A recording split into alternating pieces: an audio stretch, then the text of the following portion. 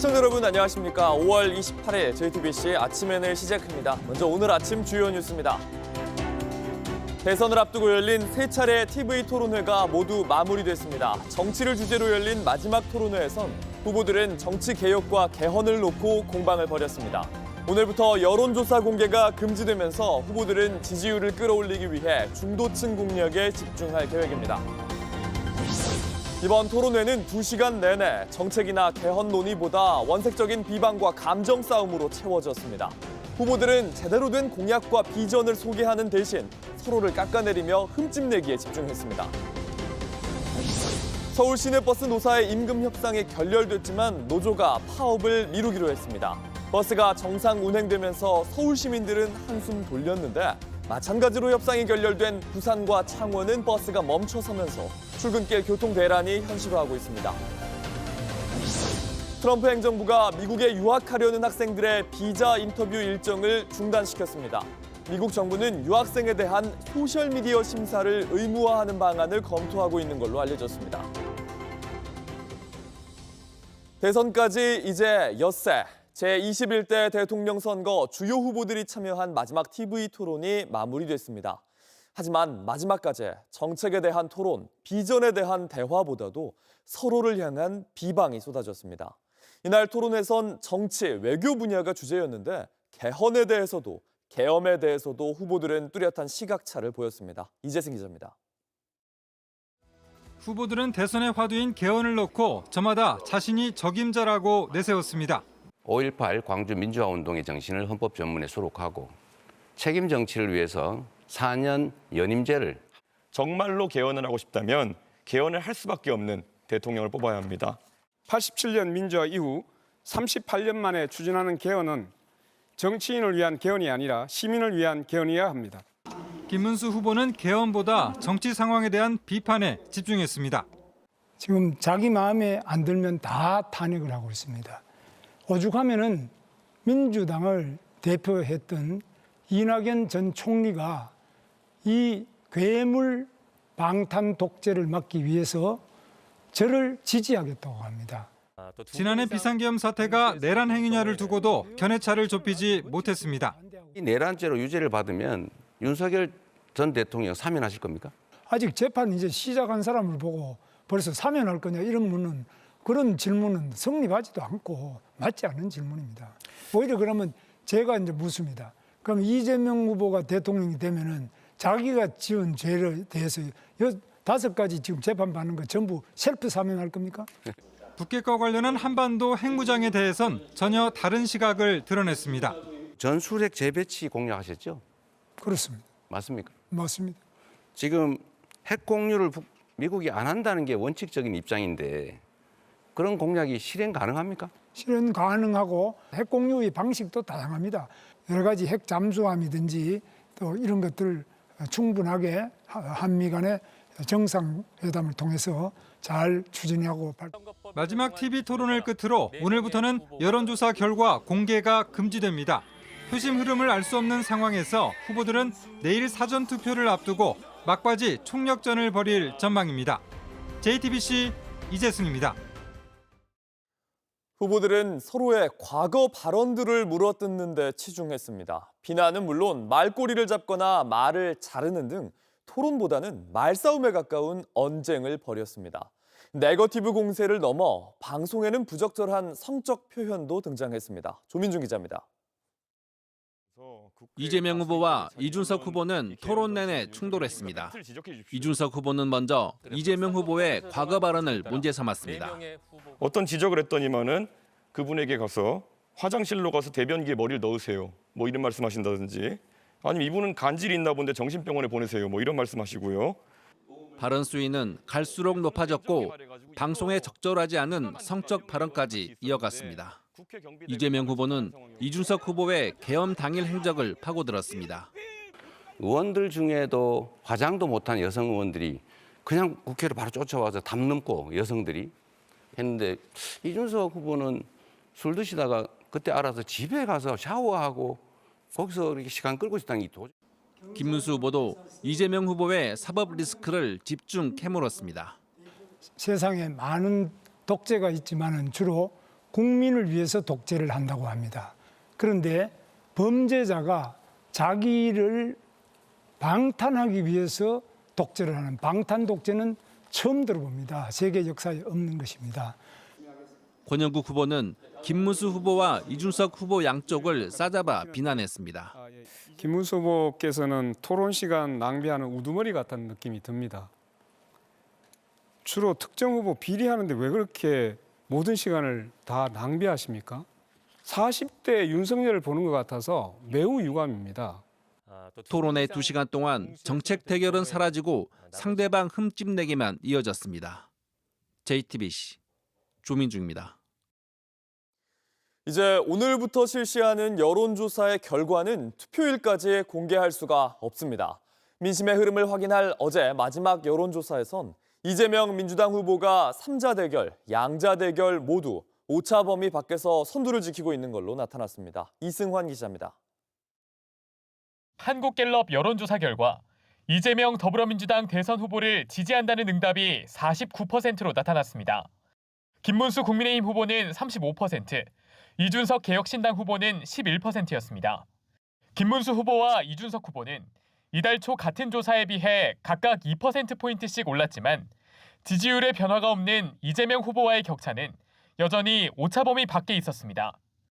김문수, 이준석 후보의 단일화에 대한 여론은 찬성 40%, 반대 43%로 팽팽했습니다. 김문수 후보로 단일화해 이재명 후보와 양자 대결할 경우엔 이재명 후보 52%, 김문수 후보 42%였고 이준석 후보로 단일화하면 이재명 후보 51%, 이준석 후보 40%로 나타났습니다. 두 후보 가운데 누구로 단일화하더라도 이재명 후보와 10%포인트 이상 차이가 나는 건데 이는 다자 대결에서 두 후보 지지율을 단순 합산했을 때 나타난 46%보다 4에서 6%포인트 낮아지는 겁니다. 누구로 단일화하느냐에 따라 지지층 이동이 대칭적이지 않고 오히려 일부는 이재명 후보 지지로 이탈하기 때문입니다. JTBC 이승환입니다. 서울 시내버스 노사의 임금 협상이 최종 결렬됐지만 노조가 예정했던 파업을 미루기로 결정했습니다. 다행히 서울 출근길 혼란은 피했지만 부산과 창원 등 경남에선 파업이 시작되면서 교통 대란이 현실화하고 있습니다. 정아람 기자입니다. 어둠이 걷히지 않은 오늘 새벽 서울의 한 시내버스 차고지. 버스가 하나둘 차례로 빠져나갑니다. 서울 시내버스 노조가 예고한 파업을 미루면서 정상 운행을 시작한 겁니다.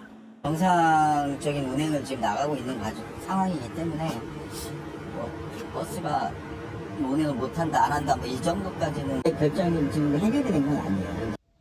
그간 서울 시내버스 노사는 통상 임금을 둘러싸고 첨예하게 대립해왔습니다. 어제도 오후 3시부터 노사가 막판 교섭에 돌입했지만 9시간 마라톤 논의에도 이견을 좁히지 못했습니다. 결국 오늘 새벽 0시쯤 협상이 최종 결렬됐고 노조는 오늘 새벽 4시 첫 차부터 전면 파업에 들어갈 예정이었습니다. 하지만 버스 노조 지부위원장들이 총회를 진행한 결과 오늘 새벽 2시쯤 파업은 일단 미루기로 결정됐습니다. 출퇴근 시간대 시민 불편이 우려되는 데다 노사 입장차가 큰 상황에서 파업이 무모할 수 있다는 이유에서입니다. 사측은 일단 노조의 파업 철회를 환영하며 임단협 교섭을 재개하겠다고 밝혔습니다. 하지만 마찬가지로 협상이 결렬된 부산과 창원은 첫 파업에 돌입했습니다. 부산과 창원 시내버스 모두 첫 차부터 운행을 멈추면서 출근길에 나선 시민 불편이 커지고 있습니다. 부산시는 도시철도와 경전철을 각각 50편과 10편 늘렸고 창원도 전세버스를 투입하는 등 비상대책에 나섰지만 기존 버스 수요를 모두 감당하기에는 부족합니다. 부산과 창원 모두 노사의 입장차가 큰 만큼 당분간 파업이 계속되면서 버스 운행 중단이 길어질 전망입니다.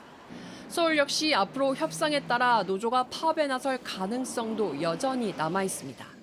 JTBC 정아람입니다. 온라인에서 화제가 된 뉴스, 화제가 될 뉴스를 골라 전해드립니다. 아침엔 소셜픽입니다. 걸그룹 에스파의 멤버 카리나가 인스타그램에 올린 사진이 정치색 논란을 휩싸였습니다. 선거 기간에 연예인이 입는 옷과 포즈마저 논란의 대상이 되고 있습니다. 어제 저녁 카리나가 자신의 인스타그램에 올린 사진입니다. 빨간색과 검은색이 섞인 외투엔 브랜드 이름과 함께 숫자 2가 크게 적혀 있습니다. 특정 정당을 의미하는 것 아니냐 이런 논란이 불거졌는데 국민의힘 선대위 대변인이 소셜미디어에 에스파의 사진과 함께 감사를 표시하면서 논란에 불이 붙었습니다. 관련 게시글은 모두 삭제된 상태입니다. 얼마 전엔 아이돌 그룹 제로베이스원의 멤버가 V 포즈를 취한 사진을 팬들과 공유했다가 지웠는데 선거 기간에 포즈나 색깔마저도 조심해야 한다 이런 취지로 말하기도 했습니다. 투표 날 어떤 색깔의 옷을 입었는지도 오해를 낳을 수 있다는 우려 때문에 연예인들 이렇게 아예 알록달록한 옷을 꺼내 입고 인증하기도 하는데요.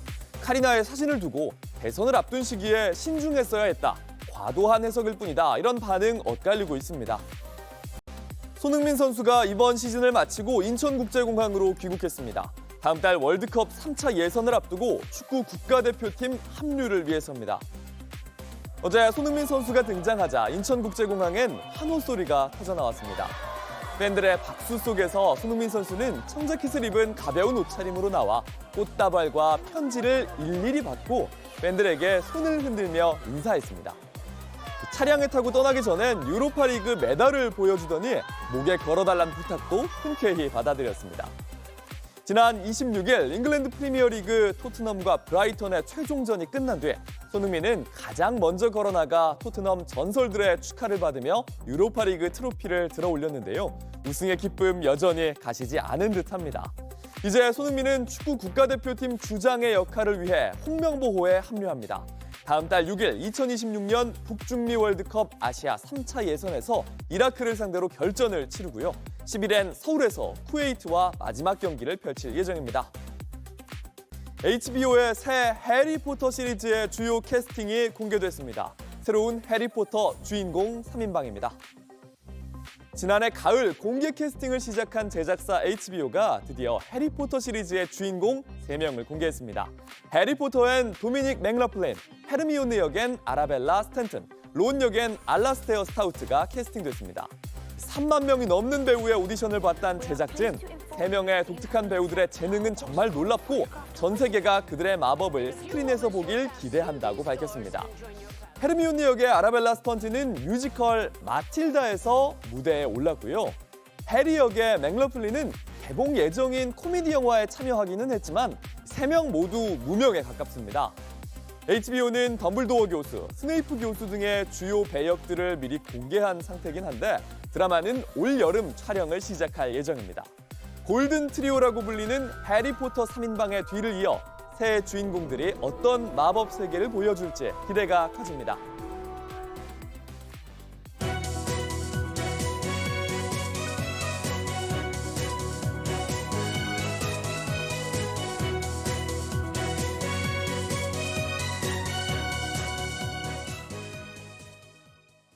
국민의힘에서 윤상현 의원을 선거대책위원장으로 임명하면서 당내에서 비판의 목소리가 거셉니다. 윤 의원은 전광훈 씨 집회에 나가 큰 절을 하며 탄핵 반대를 앞장서 외쳐온 인사입니다. 친한동훈계에선 윤 전 대통령의 합류나 다름이 없다며 임명을 철회하지 않으면 선거운동을 중단하겠다는 선언까지 나왔습니다. 김필준 기자입니다. 국민의힘의 보도자료입니다. 윤상현 의원을 김문수 후보 캠프 공동선대위원장에 임명한다고 적혀 있습니다. 윤 의원은 계엄을 옹호하고 윤석열 전 대통령 탄핵 반대에 앞장선 대표적 인사입니다. 박정희 정신으로 재무장해서 탄핵 심판이라는 불구덩이에 놓여있는 윤석열 대통령을 구출해내고 한동훈 전 대표가 공식 선거운동 기간 중 처음으로 김 후보의 유세 현장을 찾아 손을 잡고 유세를 벌인 지 4시간 뒤에 벌어진 일입니다.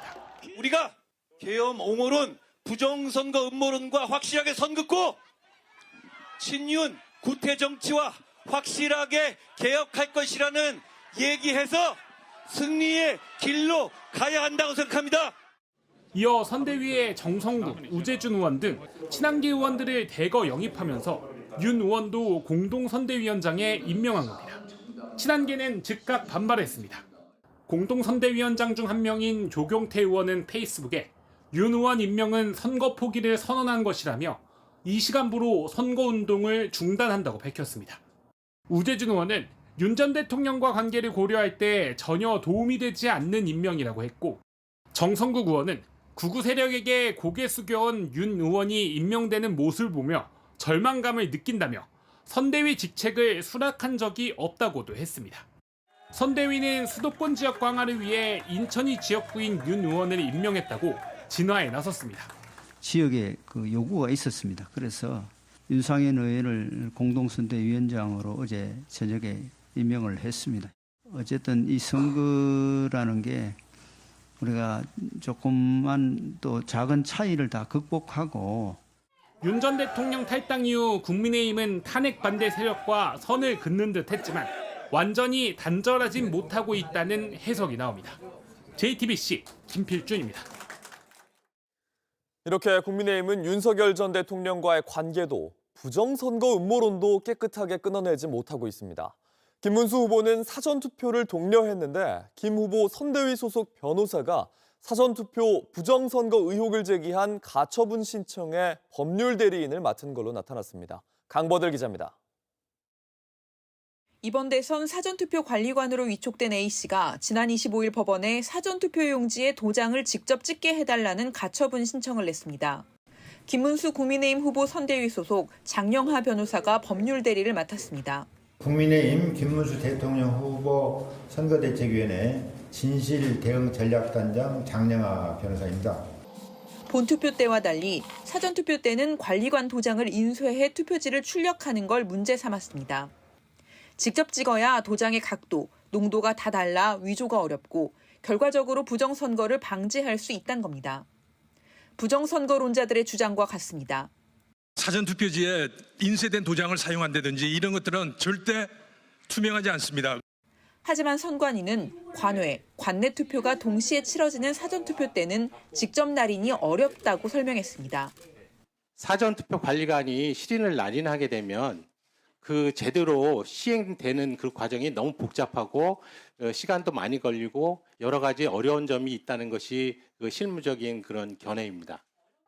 또 도장을 인쇄하든 직접 찍든 투표용지를 조작하는 건 불가능하다는 입장입니다.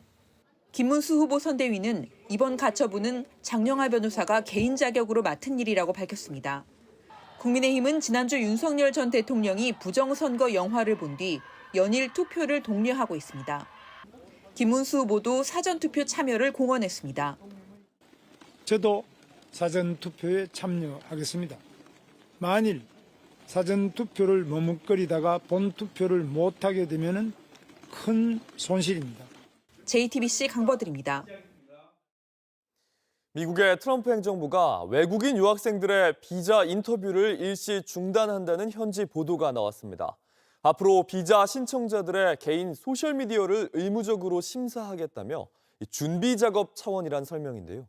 소셜미디어 심사, 사실상 사상 검증이란 비판의 목소리가 나옵니다. 로스앤젤레스 홍지은 특파원입니다.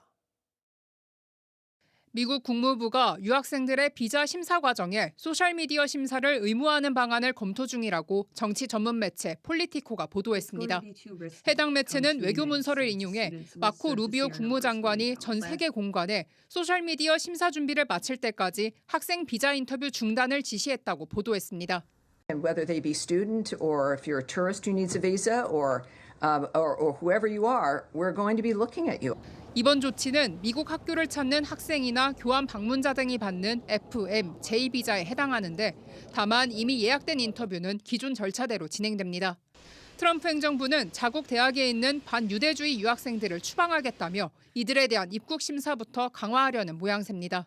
A visa is not a right. It is a privilege. And if you tell me that you're coming to the United States to lead campus crusades, to take over libraries and try to burn down buildings and acts of violence, we're not going to give you a visa. 그러자 미국을 떠나겠다는 학생들도 나오고 있습니다. I think I will either defer my studies in Harvard. I will probably apply for master programs in Europe or the UK. 아직 유학생들의 소셜미디어 심사 기준은 공개되지 않았습니다. 그러나 사실상 사상 검증이 아니냐는 비판이 나오고 있습니다. 검증 과정에서 반유대주의뿐 아니라 반미나 반트럼프 게시물도 심사 대상이 될 가능성이 있다는 우려도 있기 때문입니다. 로스앤젤레스에서 JTBC 홍지연입니다. 지난해 미국에서도 SK텔레콤의 유심 해킹 사건과 비슷한 사이버 공격이 있었습니다. 당시 사건을 대응한 백악관의 사이버 안보 책임자가 한국을 찾았는데 통신사 해킹의 목적에 혼란과 갈등이 있다며 국가 차원의 대응을 강조했습니다. 김도훈 기자입니다. 미국 국가안보국 사이버보안국 초대국장으로 지난 1월까지 미국 내 주요 사이버 공격에 대응했던 앤 유버거 스탠퍼드 대학 교수입니다. 특히 지난해 12월 미국 버라이즌과 AT&T 등 주요 통신사들이 중국의 해킹 공격을 받았을 때 이를 수습했던 핵심 인물입니다. China launches cyber attacks or in some cases puts malware, malicious software in those systems. In some cases, the purpose could be espionage. For example, tracking travelers. 당시 중국의 통신사 해킹 목적은 돈이 아닌 시민들의 혼란과 정부와의 갈등 유발이었다고 설명했습니다. Pre-positioned in infrastructure like water systems or ports, it could be to enable China to disrupt those systems in a period of crisis or in a period of conflict, whether it is to delay the government's ability to communicate with citizens. 통신사 해킹을 막기 위해선 개별 기업의 대응을 넘어 국가 차원의 전략이 필요하다고 강조했습니다. We believe that's because telecoms carry valuable information, whether it's national security secrets or corporate intellectual property. 최근 해킹 사고가 발생한 SK텔레콤 서버에서 발견된 악성 코드도 중국 해킹 집단의 주요 공격 수단입니다. 이번에 나온 BPF 형태로 그런 각종 어떤 악성 코드들이 잠복하고 있다가 유사시에 스파이 행위도 하고 그다음에 첨단 기밀도 빼내고 특히 이번에 것은 중국계 해커 집단이 한 거로 거의 이제 판명이 되고 있고 그런 점에서 본다 보면 한 기업이 막는다는 거는 불가능해요. 조직적 해킹이라는 불안이 커지면서 민간 합동조사단도 KT와 LGU+, 네이버 등 주요 통신사와 플랫폼사로 조사 대상을 확대했습니다. 전문가들은 이번 해킹을 계기로 정부와 민간이 보다 협력을 강화하는 것이 필요하다고 입을 모았습니다. JTBC 김도훈입니다. 날씨입니다. 오늘도 초여름 더위가 이어지겠습니다. 낮 최고 기온은 서울이 26도, 광주 29도, 대구 28도 등으로 어제와 비슷하겠습니다. 수도권은 공기질이 종일 탁하겠고 대기 불안정으로 오후 한때 소나기가 오는 곳도 있겠습니다. JTBC 아침엔을 마칩니다. 내일도 7시 반에 아침을 열겠습니다. 시청해주셔서 감사합니다.